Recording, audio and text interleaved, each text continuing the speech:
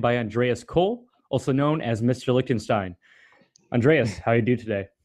I'm very well, Joe. Thanks for having me. Fantastic. Well, Andreas, as his name suggests, is an expert of Liechtenstein and Liechtensteinology. So, Andreas, tell me, what is unique about the governing structure of Liechtenstein? Well, a lot is unique about it. Of course, nowadays we don't have as many countries that are ruled by a monarchy that actually has kept a lot of powers. Most monarchies that are left, especially in Europe, are mostly just ceremonial. They don't actually have a say in the day-to-day management of their country and can be removed at any time. In the case of the Liechtenstein monarchy, they still manage the country. They still are sovereign executives over their government. However, um, they have been influenced by libertarian authors and libertarianism a lot.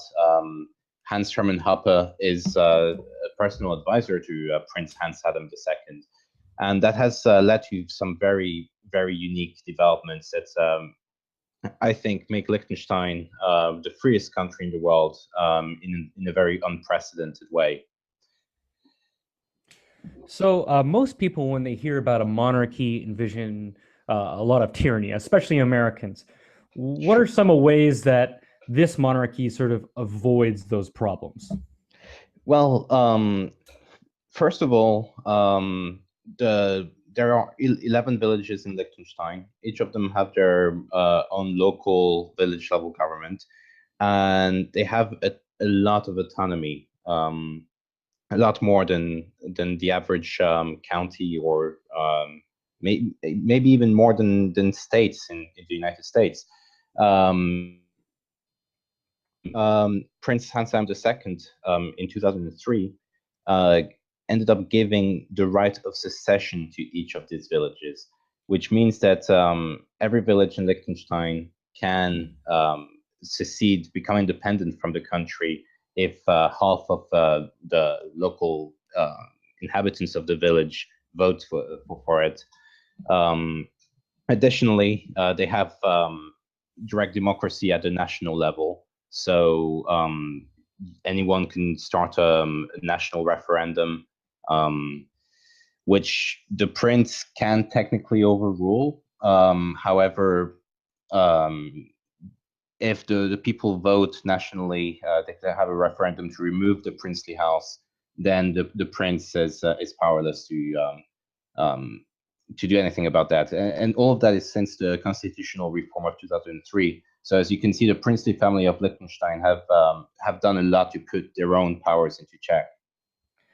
Interesting. And as you said earlier, the prince has some fairly out there views about governance. In fact, he wrote a book called The State in the Third Millennium, which I know you're familiar with. Can you sort of tell me what is the central thesis of his book? Right. So in The State in the Third Millennium, Prince Hans Adam II gives what he calls he calls his book a political cookbook of recipes gathered by himself and his ancestors throughout the centuries, and he comes to the conclusion after talking about his view of the state, the history of governments throughout the whole history of mankind. He comes to the conclusion that states ought to transition into voluntary service companies in peaceful competition with each other for potential customers slash citizens, which is essentially what a lot of us know as anarcho-capitalism, as first developed by Gustave de Molinari and then further developed by Murray Rothbard. Excellent. Do you see Liechtenstein franchising itself, quote unquote? Well, there certainly has been some interest in doing that within the princely family. In the year 2000, Prince Hassan II opened a research center at Princeton University. It's called the Liechtenstein Center on Self-Determination. And what they do there is they study self-determination, so the right to secede, or the act of seceding, and how it has affected different parts of the world, where it might have been useful, where it might still be useful, etc. In that sense, Prince Ansam II is trying to export his model of recognizing the right to secede at very local levels. Interesting. So he has a very interesting concept of sovereignty. So for Mhm. one, how does he view sovereignty? And two, how does he guarantee sovereignty for Liechtenstein? It's a very small country. I assume that most nation states could easily just, walk through it and just conquer it. Right. Well, for him, maintaining the sovereignty of Liechtenstein has been one of his most important goals. Liechtenstein, throughout history, has always been a client state of several bigger countries. First within the Holy Roman Empire, then within the Confederation of the Rhine. Then it used to be protected after the Confederation of the Rhine was protected by the Austrian-Hungarian Empire. When the prince of the time saw that the Austro-Hungarian Empire was on its way to collapsing, he switched to Switzerland and asked to be a client state of Switzerland instead. And that has remained so to this day. Liechtenstein is protected by Switzerland militarily. However, actually, the motivation, what motivated the Prince Hansam II to of secession at the village level in 2003 was the fact that he knew Switzerland at the time was very interested in joining the European Union. There was a very popular, massive movement in favor of that in Switzerland. He suspected that it might be successful and that their close relationship with Switzerland might pressure Liechtenstein in, if not joining the EU outright, at least comply with a lot of EU regulations and become a de facto member, which he did not want to compel his citizens to live under. So was by giving the right of secession to every village, essentially he thought that he might be giving them the right to secede from the European Union if it came to that, and that's just another way that the princely family has assured the sovereignty of its people. Incredible. It's like he's using decentralization as a way to make his state more resilient. So That's right. very interesting. So another aspect of sovereignty isn't merely military might or diplomacy. A lot of it involves economic power. How is Liechtenstein economically? I know that the stereotype is that it's a banking center or a tax haven. Do you see the economy like that in Liechtenstein?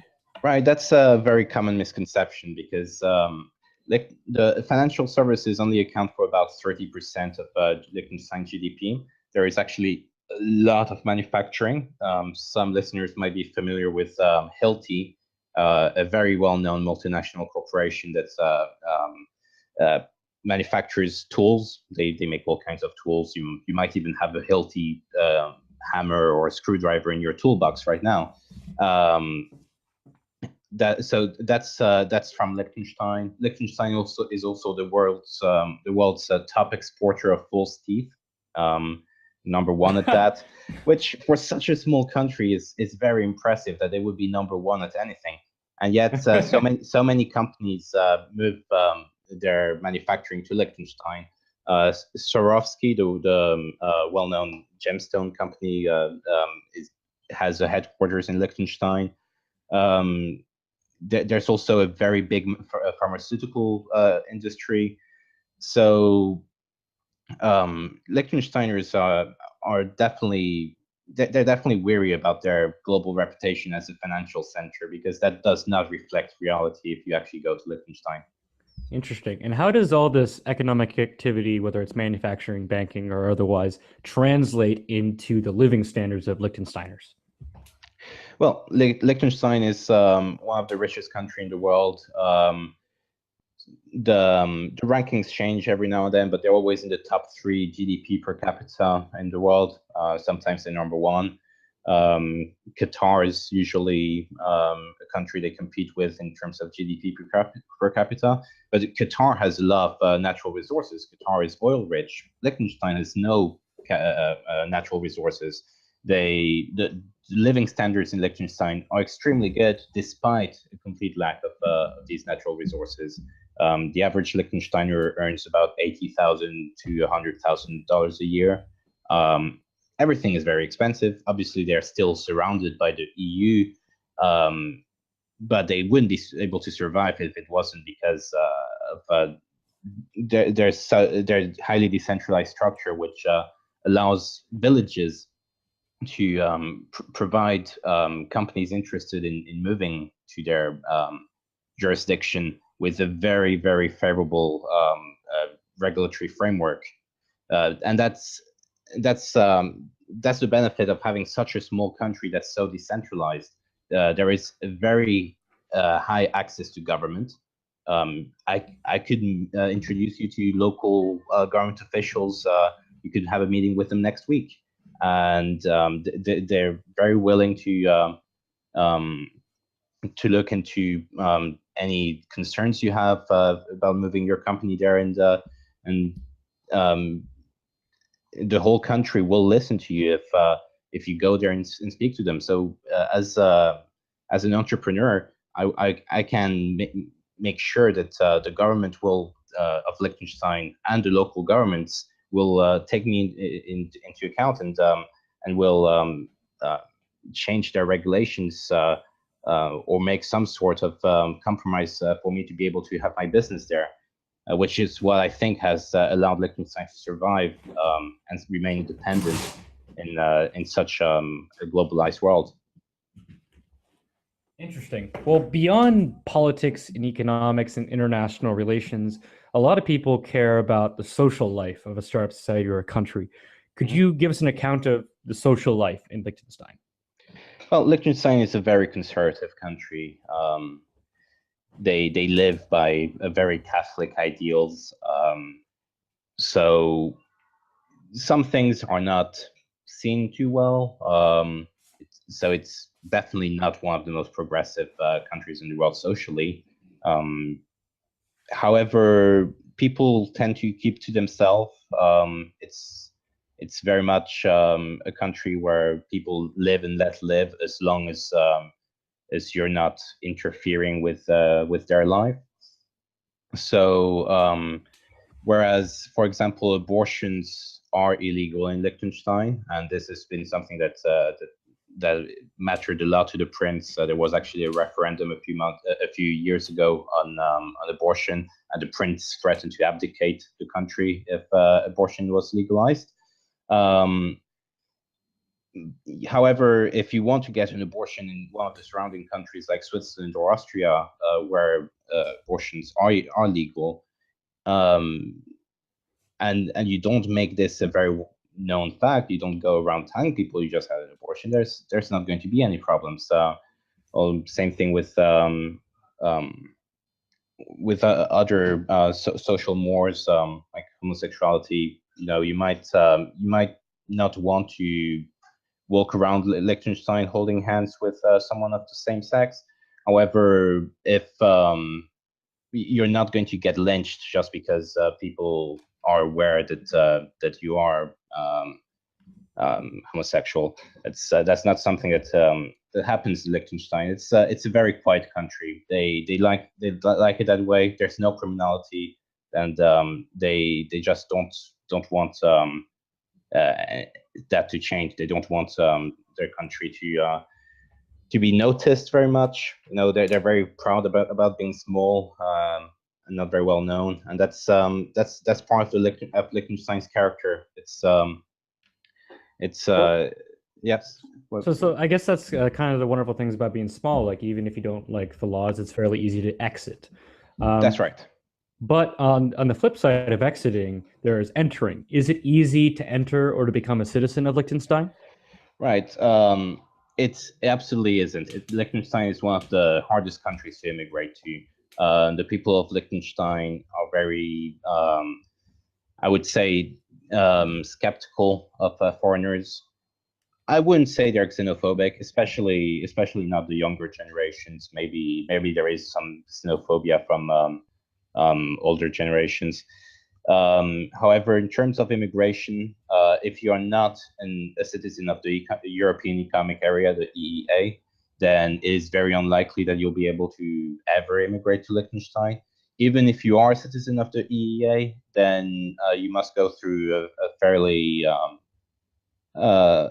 drawn out process. There is a lottery system. You need to speak German fluently in order to enter that lottery.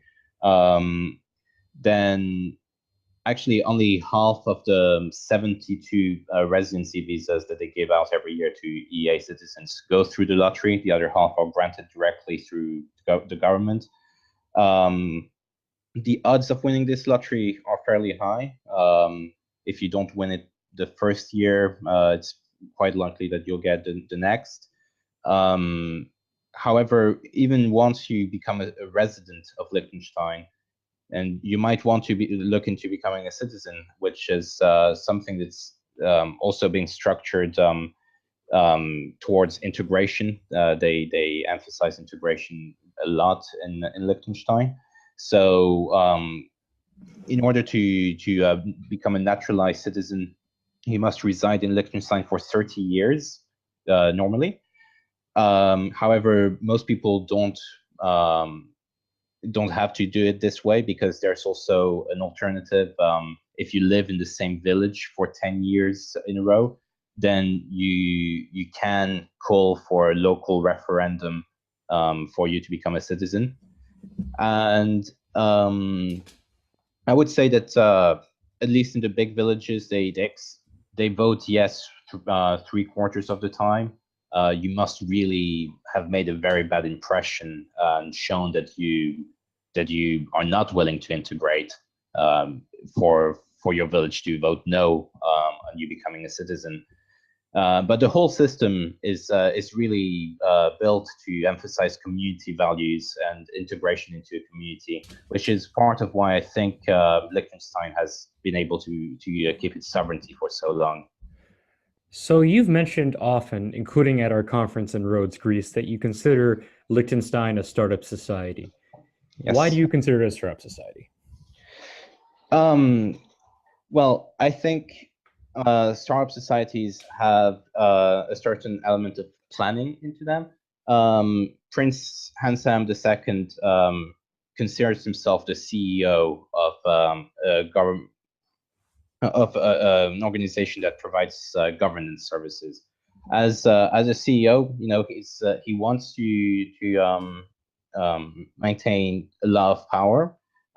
Actually, in 2003, when he gave the right of succession to every village, he also increased his own executive power, essentially making the point that if you don't want to hire my services, you can exit. Um, but if you want to hire my services, then I'm going to call the shots.